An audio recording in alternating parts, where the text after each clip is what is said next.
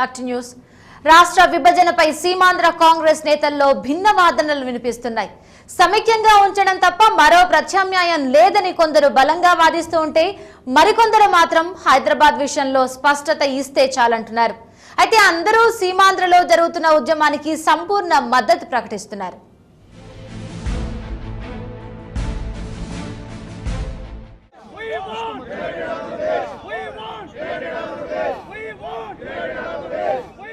రాష్ట్ర విభజనకు వ్యతిరేకంగా అధిష్టానంపై ఒత్తిడి పెంచేందుకు ఢిల్లీలో ఉన్న సీమాంధ్ర కాంగ్రెస్ ఎంపీలు, ఎమ్మెల్యేలు, రాష్ట్ర మంత్రులు మంగళవారం రాత్రి కేంద్ర మంత్రి పల్లవరాజ్ ఇంట్లో సమావేశమయ్యారు. భవిష్యత్ కార్యాచరణపై చర్చించారు. యాంటోనీ కమిటీ ముందు తమ వాదన బలంగా వినిపించాలని నిర్ణయించారు. డిన్నర్ మీటింగ్ అనంతరం మాట్లాడిన ఎంపీ అనంత వెంకట్రామిరెడ్డి రాష్ట్రాన్ని సమైక్యంగా ఉంచడం తప్ప తమకు మరో ప్రత్యామ్నాయం లేదన్నారు. రాయల తెలంగాణ కానీ రాయలసీమకు 2 జిల్లాలు కలపడం కానీ తమకు ఎంత మాత్రం ఆమోదయోగ్యం కాదన్నారు అనంత.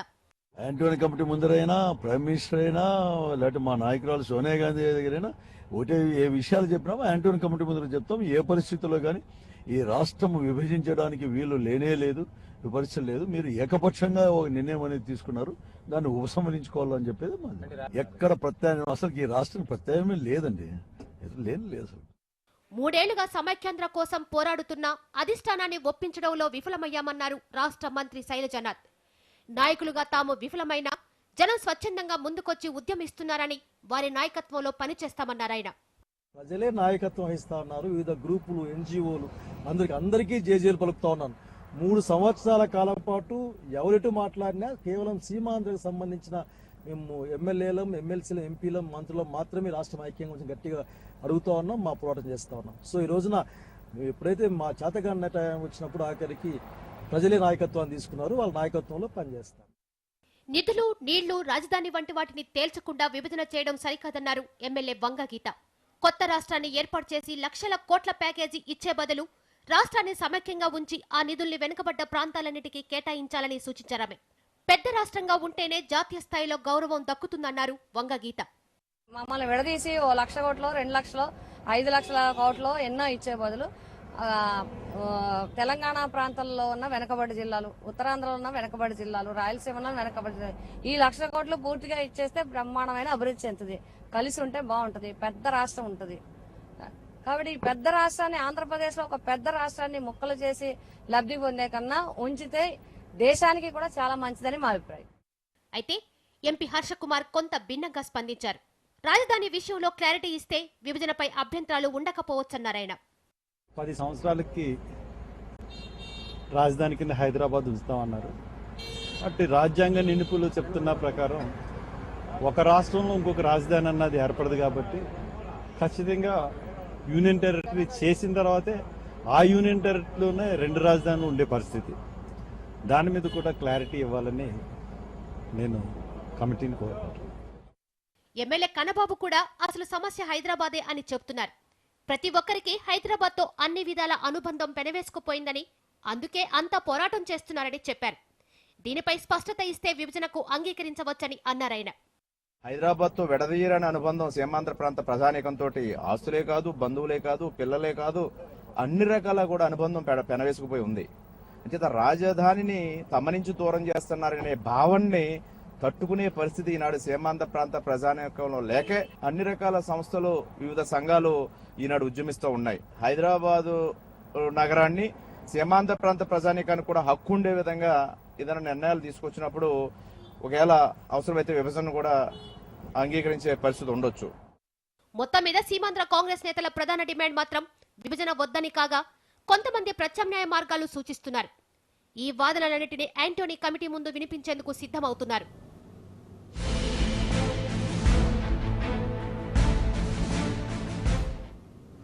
కరీంనగర్ జిల్లా అల్గునూర్ దగ్గర ప్రైవేట్ స్కూల్ బస్ బోల్తా పడింది. ఈ ప్రమాదంలో 15 మంది విద్యార్థులకు గాయాలయ్యాయి. చిన్నపాటి గాయాలతో తమ పిల్లలు బయటపడడం తల్లిదండ్రులు ఊపిరి పీల్చుకున్నారు. రోడ్డు మరమ్మతుల కారణంగా అదుపు తప్పి బస్సు బోల్తా పడిందని డ్రైవర్ చెప్తున్నాడు. ప్రమాదం జరిగిన సమయంలో 50 మంది బస్సులో ప్రయాణిస్తున్నారు.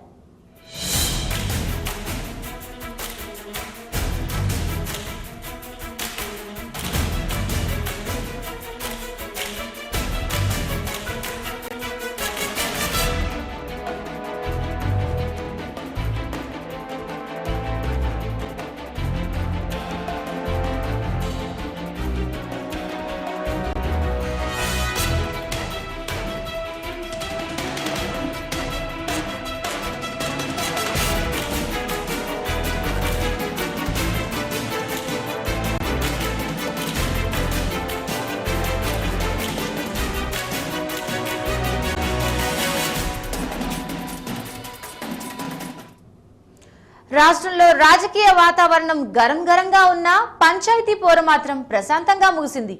3 విడతలుగా జరిగిన ఎన్నికల్లో మొత్తం 21,361 గ్రామ పంచాయతీలకు ఎన్నికలు నిర్వహించినట్లు రాష్ట్ర ఎన్నికల సంఘం ప్రకటించింది.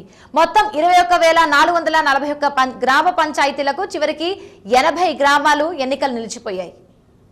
రాష్ట్ర విభజన ప్రకటనతో హర్షధ్వానాలు ఒకవైపు, సమైక్యాంధ్ర ఉద్యమాలు మరోవైపు హోరెత్తుతున్న వేళ గ్రామ పంచాయతీ ఎన్నికలు ప్రశాంతంగా ముగిశాయి. మొత్తం 21,441 గ్రామ పంచాయతీలకు గాను 21,361 గ్రామ పంచాయతీలకు ఎన్నికలు నిర్వహించామని రాష్ట్ర ఎన్నికల సంఘం ప్రకటించింది. చెదురుమదురు ఘటనలు మినహా ఎన్నికలు ప్రశాంతంగా ముగిశాయని ఎన్నికల సంఘం హర్షం వ్యక్తం చేసింది. రాష్ట్రం మొత్తం మీద 78 పంచాయతీ ఎన్నికల్లో వివిధ కారణాల వల్ల నామినేషన్లు వేయలేకపోవడంతో ఎన్నికలు నిర్వహించలేకపోయామని ప్రకటించింది. ఆదిలాబాద్ జిల్లాలో ఊషానపల్లి, పాపన్నపేట గ్రామాలకు మంగళవారం ఎన్నికలు జరగాల్సి ఉండగా వరదల కారణంగా ఈ నెల 22వ తేదీకి వాయిదా వేశారు. ఇలా 80 గ్రామాలకు మినహాయిస్తే మొత్తం 21,361 గ్రామ పంచాయతీలకు ఎన్నికలను నిర్వహించినట్టుగా రాష్ట్ర ఎన్నికల సంఘం ప్రకటించింది. పెన్గంగా నది వరద బీభత్సం రైతన్నను నిండా ముంచింది. పోనీ ప్రభుత్వ పరిహారం వస్తుందిలే అని అనుకుంటే పంట నష్టం నివేదిక వివాదాస్పదంగా మారుతోంది. అధికారులతో కాకుండా ఆదర్శ రైతులతో సర్వే చేయించడంపై అభ్యంతరాలు వ్యక్తమవుతున్నాయి. నివేదికలో శాస్త్రీయత లోపించిందని పంట నష్టంపై రీసర్వే చేయాలని డిమాండ్ చేస్తున్నారు బాధిత రైతులు. పెనుగంగ మహోగ్ర రూపం, నీట మునిగిన వేలాది ఎకరాల పంట పొలాలు, రైతన్నకు కన్నీళ్లు మిగిల్చిన వరద. ఆంధ్రప్రదేశ్ మహారాష్ట్ర సరిహద్దుల్లో పెనుగంగా నది వరద ఉధృతికి ఆదిలాబాద్ జిల్లా రైతాంగం అతలాకుతలమైంది. వేలాది ఎకరాల్లో పంట పొలాలు పూర్తిగా జలమయమయ్యాయి. జిల్లాలో జైనత్, బేలా, తాంసి, కెరమెడి వాంకిడి, సిర్పురుటి, కోటనపల్లి, వేమనల్లి మండలాల్లో 1,15,000 ఎకరాల్లో పత్తి, సోయాబీన్ పంటలు నీట మునిగాయి. దాదాపు 60 కోట్ల రూపాయల వరకు పంట నష్టం జరిగింది.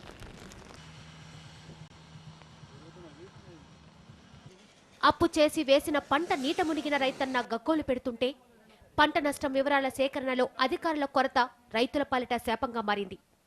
ముంపు గ్రామాల్లో వ్యవసాయ శాఖ, రెవెన్యూ అధికారులతో కాకుండా ఆదర్శ రైతులతో సర్వే చేయించడంపై సర్వత్రా విమర్శలు వెల్లువెత్తుతున్నాయి. ఆదర్శ రైతులపై ఆధారపడి రూపొందించిన పంట నష్టం నివేదికలపై పలు అభ్యంతరాలు వ్యక్తం చేస్తున్నారు వరద బాధిత రైతులు. రీసర్వే ఇప్పుడు ఏదైతే ఆదర్శ రైతులతో చేసిందో ఆ సర్వేని అక్కడ పక్కకు పెట్టించి విఆర్ఓలతోని ఖచ్చితంగా విలేజ్లకు వెళ్ళి ఆ పంట పొలాలకు వెళ్ళి ఆ పంట నష్టపోయిందా నష్టపోలేదా అని కరెక్ట్ వివరాలు తెచ్చి వాళ్ళు నివేదిక ప్రభుత్వానికి ఇచ్చి మరి ఆ చర్యలు వెంటనే అమలుకు తీసుకోవాలని ప్రభుత్వాన్ని డిమాండ్ చేస్తున్నాం. స్థానికంగా ఉన్న కాంగ్రెస్ పార్టీ నాయకులు సూచించిన వారిని ఆ రోజుల్లో మరి ఆదర్శ రైతులుగా నియమించడం జరిగింది. వారు నిజంగా అధికార పార్టీకి సంబంధించిన నష్టపోయకున్నా కూడా వారికి సంబంధించిన వాళ్ళ పేర్లు నమోదు చేస్తారు కాబట్టి వారే నష్టం జరిగినట్టు చూపించి నిజంగా నష్టమైన వాళ్ళకు అన్యాయం జరుగుతుంది కాబట్టి అందుకే ఆదర్శ రైతులు కాకుండా మరి అధికారులు ఉంటేనేమో అది అట్లా ఉండదు, న్యాయం జరుగుతుంది అని చెప్పి మేము కోరుకుంటున్నాం. అటు రైతులకు ఎటువంటి అన్యాయం జరగకుండా పారదర్శకంగా పంట నష్టం సర్వే జరుగుతుందంటున్నారు అధికారులు. కంటిన్యూగా వర్షాలు ఉంటున్నాయి. బెజ్జూరు మండలాలు, వేమనపల్లి, కొన్ని మండలాలు ఏంటంటే కోటపల్లి మండలాలు అక్కడ ఏంటంటే ఇంకా వర్ష ఉధృతి తగ్గలేదు, ఇంకా పొలాల నుంచి నీళ్లు బయటికి పోలేదు కాబట్టి ఇంకా అక్కడ రైతులు కానీ వ్యవసాయ అధికారులు కానీ రెవెన్యూ సిబ్బంది కానీ పోయే స్థితిలో లేరు. ఒక వారం ఇప్పుడు కంటిన్యూ తగ్గిన కొద్ది కూడా సర్వే ఏర్పాటు జరుగుతుంది. ప్రతి ఒక్క రైతుకు కూడా నష్టం పోకుండా అందరూ కూడా సర్వే చేసి ప్రాథమికంగా కాకుండా ఫైనల్ రిపోర్ట్ పంపిస్తే వాళ్ళందరూ కూడా సహాయం అందే ఏర్పాటు గవర్నమెంట్తో చేపించి ఏర్పాటు చేస్తున్నాం. ఇప్పటికైనా ఉన్నతాధికారులు స్పందించి పంట నష్టంపై క్షేత్రస్థాయిలో వివరాలు సేకరించి సరైన పరిహారం అందించి తమను ఆదుకోవాలని కోరుతున్నారు బాధిత రైతులు. మూసీ నదిని ఆక్రమిస్తున్నారంటూ దాఖలైన పిటిషన్లపై విచారణ జరిపిన హైకోర్టు ప్రభుత్వం ఈ అంశంపై తగిన చర్యలు తీసుకోవాలని ఆదేశించింది. గత కొన్ని సంవత్సరాలుగా మూసీని ఆక్రమించి నది ఆనవాళ్లు లేకుండా చేస్తున్నారంటూ హైకోర్టులో ఈ పిటిషన్లు దాఖలయ్యాయి. మూసీ నది ఆక్రమణలపై హైకోర్టు స్పందించింది.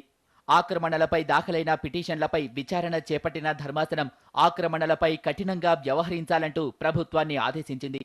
అక్రమ కట్టడాలను తొలగించాలని ప్రభుత్వానికి ఆదేశాలు జారీ చేస్తూ ఇందుకు సంబంధించిన అన్ని పిటిషన్లపై విచారణను ముగించింది. ఒకప్పుడు హైదరాబాద్గా షాన్గా చెప్పుకునే మూసీ నది ఇప్పుడు ఓ మురికినాలాగా మారిపోయింది. 30 ఏళ్లుగా పాలకులు మూసీ నది ఆక్రమణలు, కాలుష్యంపై అశ్రద్ధ వహించడంతో మూసీకి ఈ గతి దాపురించింది. ఒకవైపు మూసి ఫ్యాక్టరీల నుంచి వచ్చే విష జలాలతో కలుషితమవుతుంటే మరోవైపు మూసి చుట్టూ అక్రమ ఆక్రమణలు కూడా పెరిగిపోయాయి. 200 కిలోమీటర్లు ప్రవహించే మూసి నది 25 కిలోమీటర్లు నగరం మధ్య నుండే వెడుతుంది. పాత నగరాన్ని కొత్త నగరాన్ని వేరు చేస్తున్నట్లుండే మూసీకి ఇరువైపులా పదుల సంఖ్యలో మురికివాడలున్నాయి. అందులో 8 లక్షల మంది నివసిస్తున్నారు.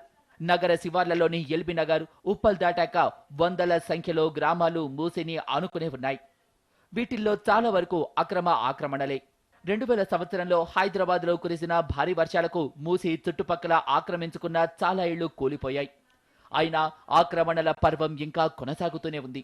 గతంలోనూ మూసీ నది ఆక్రమణలపై ప్రభుత్వానికి ఓ నివేదిక ఇచ్చింది.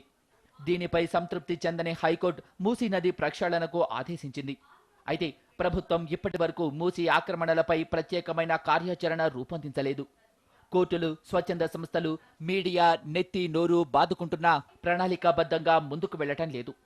ఫలితంగా మూసీ నది ఆనవాళ్లను కోల్పోయే ప్రమాదం ఏర్పడింది. పరిస్థితి ఇలానే సాగితే హైదరాబాద్ మ్యాప్లో మూసీ నది కనుమరుగయ్యే పరిస్థితి దాపురిస్తుందని పర్యావరణ నిపుణులు ఆందోళన వ్యక్తపరుస్తున్నారు. స్వాతంత్ర వేడుకల వేళ ముంబై నావల్ డాక్ యార్డ్ పేలుళ్లతో దద్దరిల్లింది. సింధు రక్షక్ జలాంతర్గామిలో భారీగా మంటలు చెలరేగాయి. ఇంకో సబ్మెరైన్ కు కూడా మంటలు వ్యాపించాయి. అతి కష్టం మీద ఫైర్ సిబ్బంది మంటలను అదుపులోకి తెచ్చారు. ఈ ప్రమాదంలో గాయపడ్డ నావికులను హాస్పిటల్ కు తరలించారు. అత్యంత కట్టుదిట్టమైన భద్రత ఉండే ముంబై నావల్ డక్ యార్డులో భారీ అగ్ని ప్రమాదం జరిగింది. అర్ధరాత్రి ఐఎన్ఎస్ సింధు రక్షక్ జలాంతర్గామిలో పేలుళ్లు జరిగాయి. మంటలు చెలరేగడంతో నావికులు సముద్రంలోకి దూకారు. కొంతమందికి ఈ సంఘటనలో గాయాలైనట్టు తెలుస్తోంది. సింధు రక్షక్ సబ్మెరైన్లో చెలరేగిన మంటలు విస్తరించాయి. డక్ యార్డులోని ఇంకో జలాంతర్గామిలో కూడా మంటలు చెలరేగాయి. 12 ఫైర్ ఇంజన్లు మంటలను అదుపులోకి తెచ్చాయి. స్వాతంత్ర వేడుకల వేళ నేవీ బేస్లో పేలుళ్లు జరగడం కలకలం రేపింది. జలంతర్గామిలో పేలుడు పదార్థాలు తరలిస్తుండగా ఈ ప్రమాదం జరిగినట్టు సమాచారం. ఈ సంఘటనపై రక్షణ శాఖ వర్గాలు ఇంకా వివరాలు వెల్లడించలేదు. గతంలో కూడా ఐఎన్ఎస్ సింధు రక్షక్లో మంటలు చెలరేగాయి. 2010లో విశాఖ నావల్ డక్ యార్డులో ఈ జలంతర్గామి ఉన్నప్పుడు పేలుడు కారణంగా ఓ నావికుడు చనిపోయాడు. ఈ ప్రమాదంపై నేవీ దర్యాప్తు చేస్తోంది. సీమాంధ్ర కేంద్ర మంత్రులకు పిలుపు. సాయంత్రం యాంటోనీ కమిటీతో భేటీ.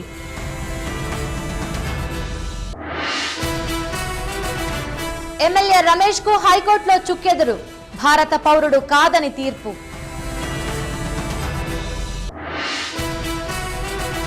కొనసాగుతున్న సీమాంధ్ర ఆందోళనలు. 2వ రోజుకు చేరిన ఏపీ ఎన్జీఓల సమ్మె. ముంబై జలాంతర్గామిలో మంటలు. 18 మంది నేవీ సిబ్బంది గల్లంతు.